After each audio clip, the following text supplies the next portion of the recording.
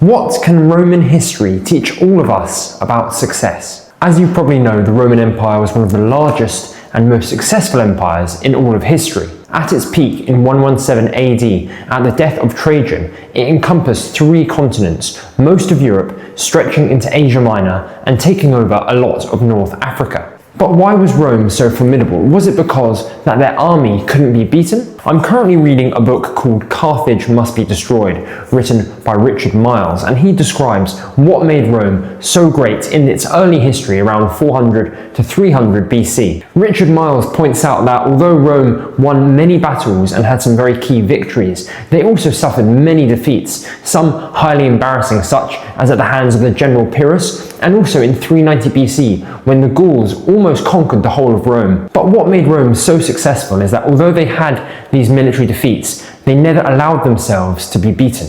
Richard Miles writes, Rome quickly developed a marked capacity to absorb the loss and shock of defeat. The Roman state responded to defeat not with offers of peace treaties and truces, but with the sending out of new armies to recover what had been lost.